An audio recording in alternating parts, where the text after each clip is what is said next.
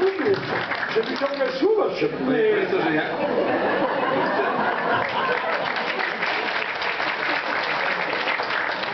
ja chcę wrócić do tego dramatycznego momentu, o który zapytałem, bo powiedział Pan przed chwilą, jak ważne jest zaufanie i że, no zresztą pisze Pan w tej książce, że około 90 razy z Bermanem spotykał się w tamtych czasach w różnych sprawach. Jest ten moment, kiedy Pan przekazuje mu tę wiadomość, że wiecie na pewno, że ten hotel polski, no, że nie ma żadnego wyjścia poza Pawiakiem. I jak powstrzymać ten proceder dalej? Znaczy, jak wyglądała Wasza rozmowa wtedy? Rozmowy tego typu nasze z przedstawicielami żydowskiego podziemia w różnych takich sprawach, tej sprawie wyjątkowo głośnej, ale i w innych bywały różne niebezpieczeństwa, zawsze były bardzo lakoniczne. Rozmówca wiedział dokładnie, że ja tyle mówię co i on.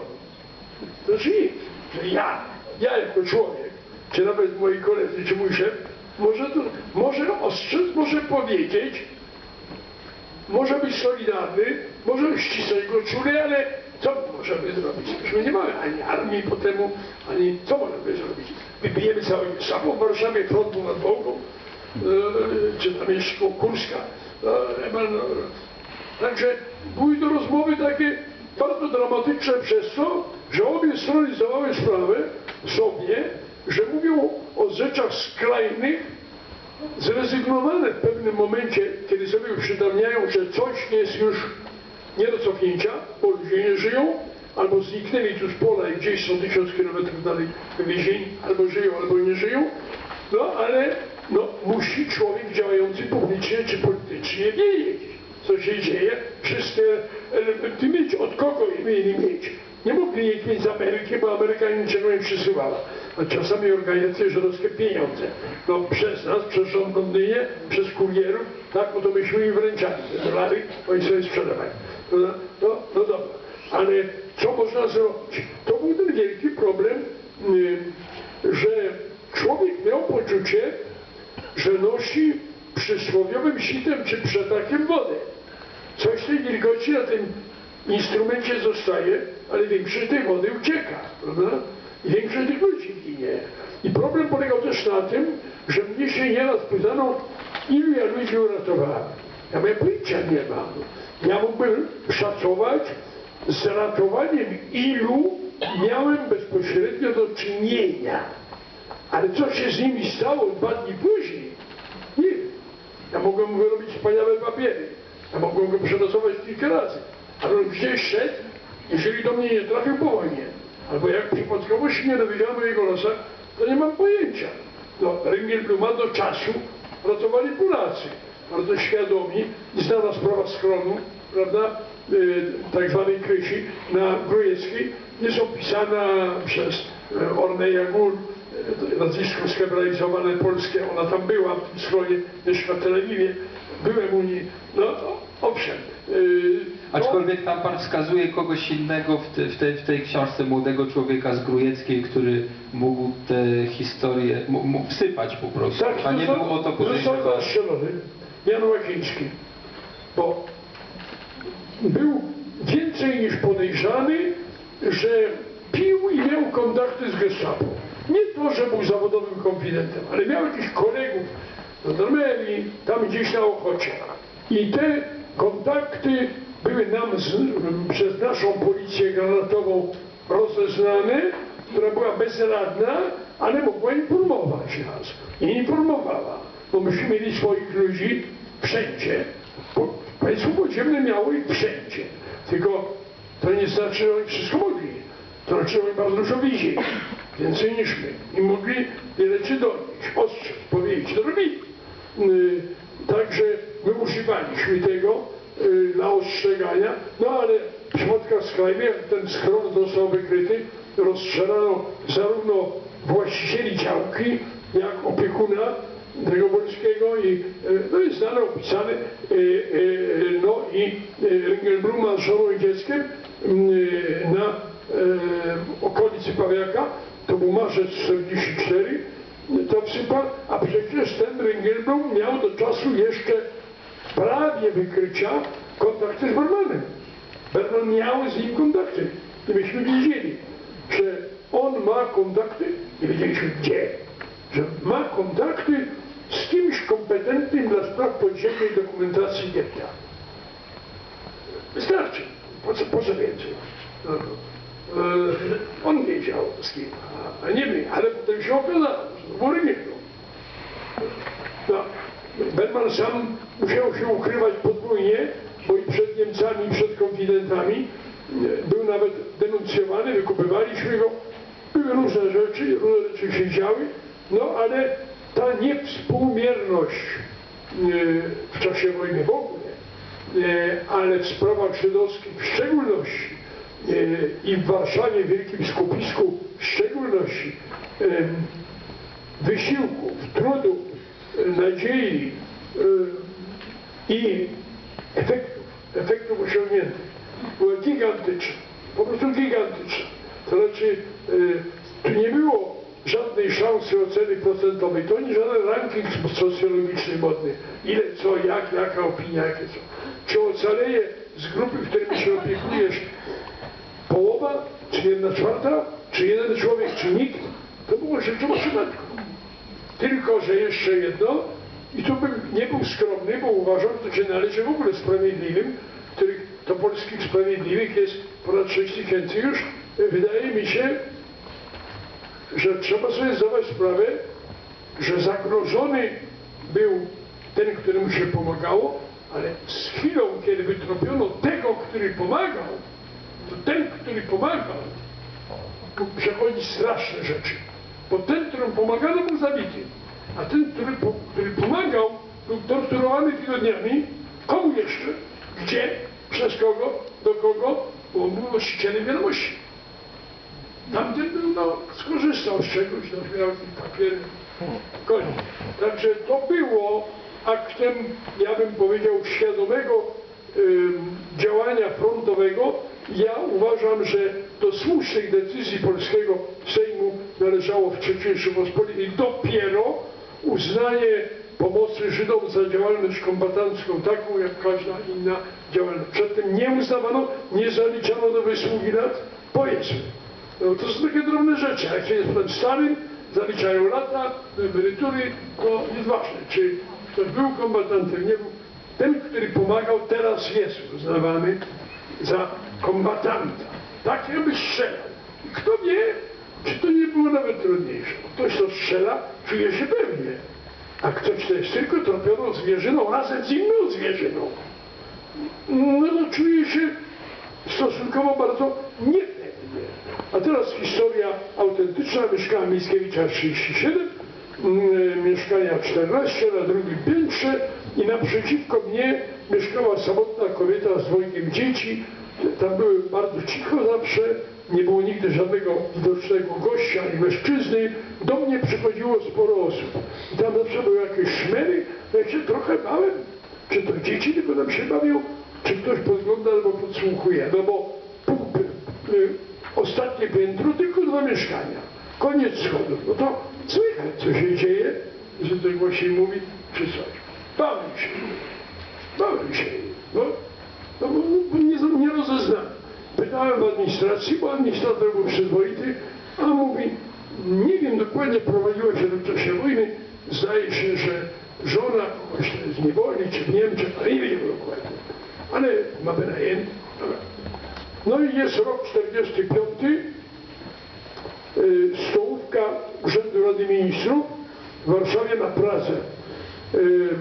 Wtedy premierem był Osób Morawski, a szefem ówczesnego, bardzo krótkotrwałego, bo tylko rok trwał, Instytutu Pamięci Narodowej był polski socjalista, profesor Stanisław Płocki, ojciec Zofii Romaszewskiej zresztą, a mąż prausówny, córki Ksawerego i Zofii Prausów.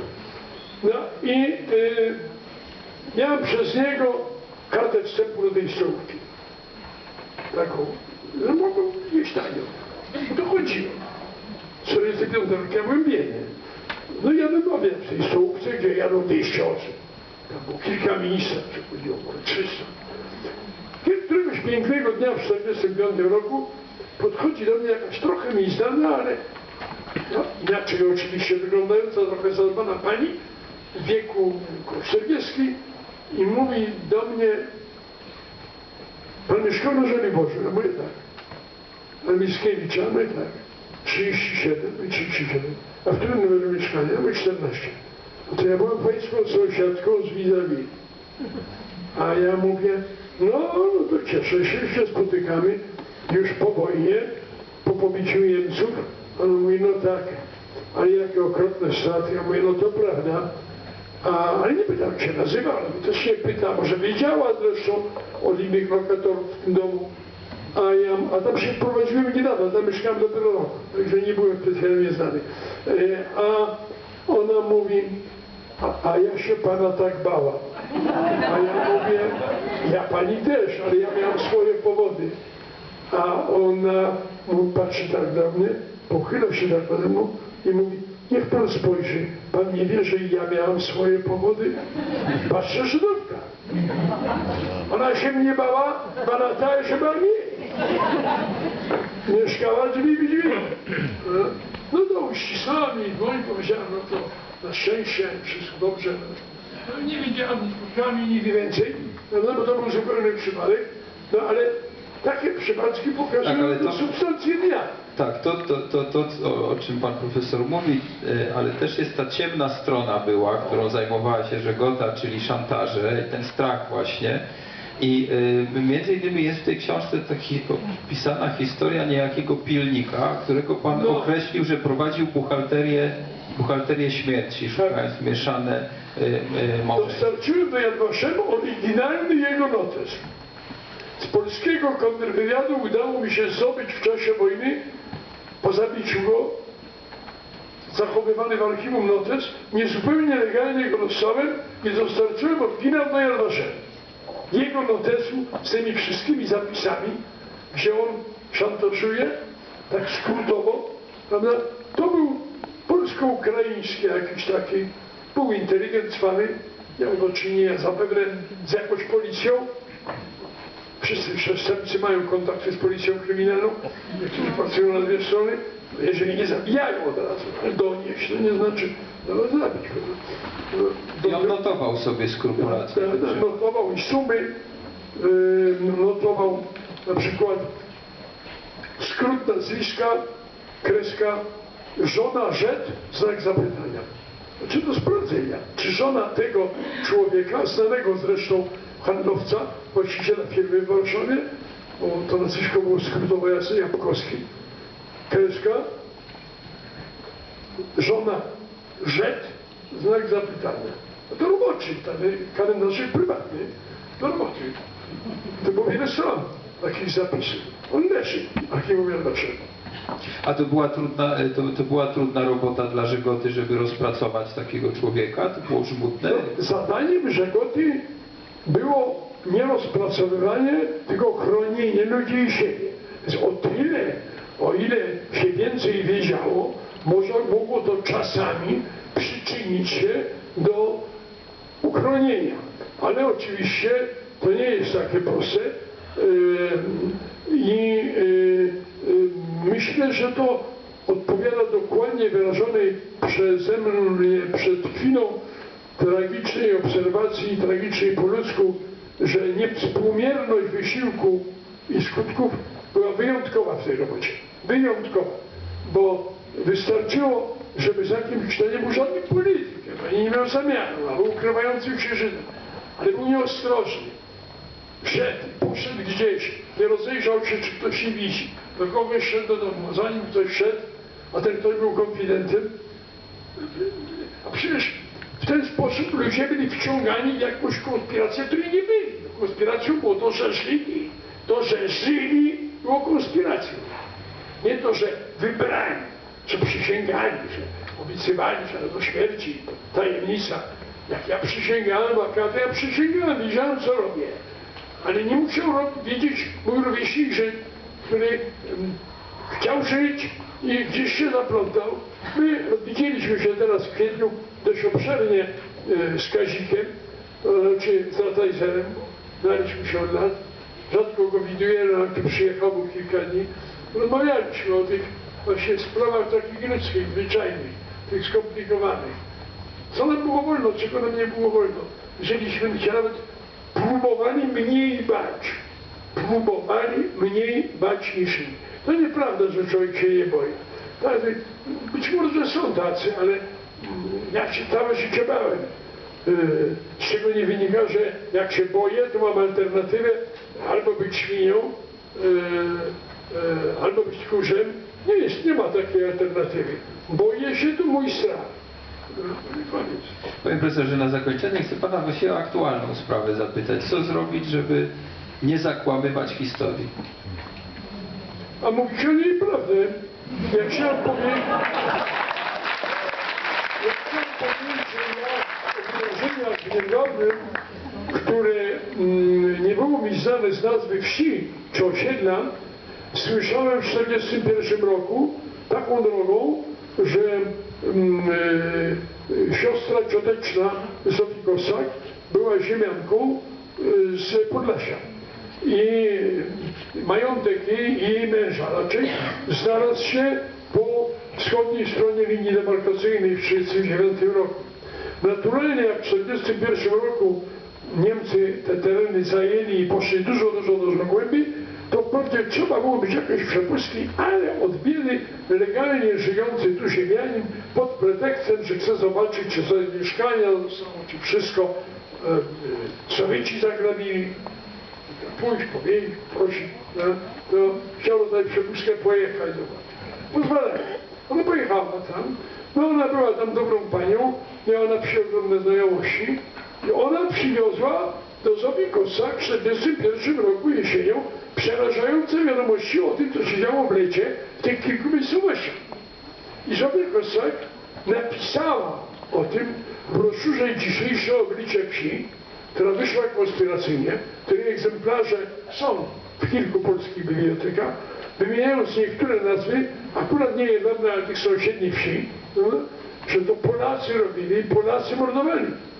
I myśmy mieli świadomość takich strasznych rzeczy i mówiliśmy o tym, że jaka tu jest rola księży. No jaka była rola księży? Ja jestem wierzącym katolikiem, ale dla mnie problem, że w roku 2001, kiedy sprawa Jedwabnego wypłynęła i miały być tam te obchody, ówczesny premier delegował mnie jako członka rządu ministra spraw zagranicznych wtedy w Rzeczypospolitej Polskiej do wyjazdu do tego Jedwabnego w swoim imieniu i był prezydent Kwaśniewski, jak wiadomo, był rabin Szudrych, było 3 polskich księży katolickich prywatnie, nie było proboszcza, nie było biskupa. Nie było, po prostu nie było. Biskup poufnie dał do zrozumienia proboszczom, żeby się w to nie mieszali. Znaczy nie mieszali. Aczkolwiek rzecz się odbywała lega artis. Co więcej, myśmy na nasz koszt sprowadzili jako gości, to było w moim resorcie, bo w Ministerstwie Spraw Zagranicznych i załatwiane przez ówczesnego ambasadora Rzeczypospolitej w Waszyngtonie, przebywające w Ameryce rodziny niektórych Żydów z Jedwabnego, Ocalawych. Rodziny. I były na nasz koszt tu i tam. Przelot, pobyt tak dalej.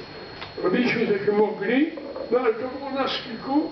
Trzeba powiedzieć, że bardzo przyzwoitą rolę, bo muszę być obiektywny, odegrał w tym ówczesny minister sprawiedliwości w lecie 2001 roku, obecnie nieżyjący Lech Kaczyński. Ten był moim kolegą w rządzie Jerzego Buzka, jako minister sprawiedliwości i prokurator generalny. Bo wtedy to była jedna funkcja, kwestia ekshumacji i takie rzeczy były w gestii wspólnie MSW i Ministerstwa Sprawiedliwości, szczególnie jak są takie niejasne okoliczności. Kto mi pomagał? No, ja to właściwie organizowałem. No i teraz minęło 10 lat.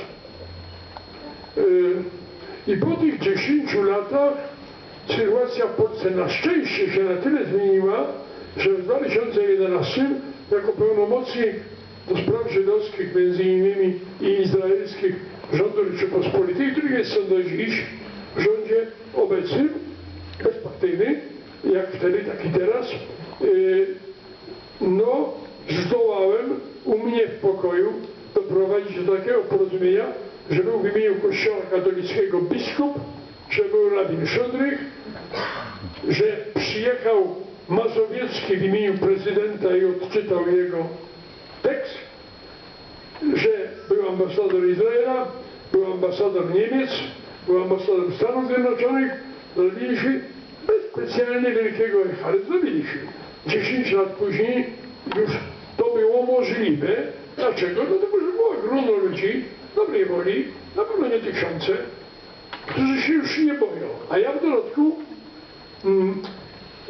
poczyniłem pewne kroki w Kościele katolickim i dowiedziałem się, że biskup Stefanek, aktualny i sprzed 10 lat też, do niedawna, do 2011, do maja, biskup terytorialny, kończy 75 i złożył podanie o zwolnienie. Tak jest w prawie kanonicznym, to katolicki biskup musi robić. Odbyłem rozmowę z nuncjuszem, przekonując go, że na wszystkich, a najlepiej dla Kościoła będzie, jeżeli Ojciec Święty przyjmie szybko od ręki ten wniosek biskupa.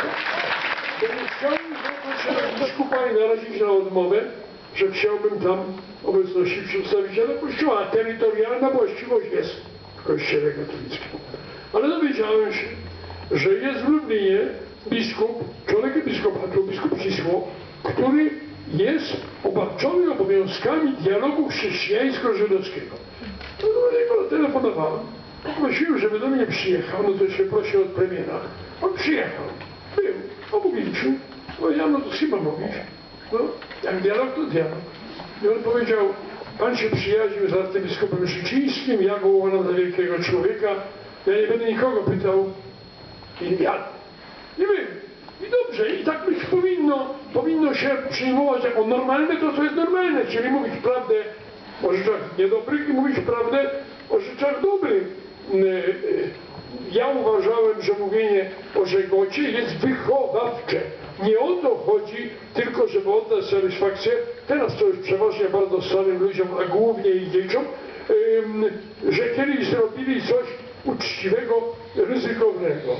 Uważam, że jeżeli jest virtuti militari, to powinno być, choć nie ma takiego oznaczenia formalnego virtuti civili, za zasługi niezbrojne, są różne inne oznaczenia państwowe, które są nadawane, niekiedy wysokie, ale nie ma odznaczenia za innego niż tam, że zasługi Polonia Restituta i tak dalej, za wybitne zasługi w służbie cywilnej. A ratowanie ludzi, to jaka jest służba? To jest służba narodowi, społeczeństwu, państwu i co więcej, ludzkości. No to powinno być wysoko premiowane. Ale jak na razie jedynie państwo Izrael na świecie zaszczyca najwyższym swoim wyróżnieniem nie bohaterów wojen, tylko sprawiedliwych między narodami świata, obywatelstwem honorowym państwa Izrael.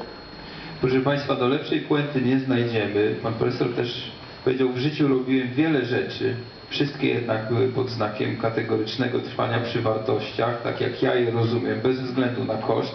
To mi zostało i w 1945 roku i później, w więzieniu u Różańskiego i u Humera i w Rawiczu i później. Zanim się pożegnamy, ja teraz takie ogłoszenie muszę przekazać, ponieważ tam jest foyer publiczność, która tutaj wejdzie na koncert, który będzie za chwilę. Będziemy wychodzić tymi wejściami bocznymi. Można kupić tę książkę o żegocie pana profesora i nie tylko. Książki są już podpisane. Pan profesor dzisiaj podpisał rano, ale jeżeli Państwo mają ochotę jeszcze na innym egzemplarzu zrobić autograf czy dedykację, to pan profesor w klubie Mameł, tutaj z boku, że zacytuję pana profesora, bo mnie się to spodobało, rzut sierpem jest tutaj przez korytarz, jest w klubie Mameł, jest miejsce, w którym pan profesor będzie jeszcze z Państwem rozmawiał i podpisywał egzemplarze. Bardzo panu dziękuję za spotkanie. Bardzo państwu dziękuję, że przyszliście. Wielki zaszczyt, bardzo dziękuję.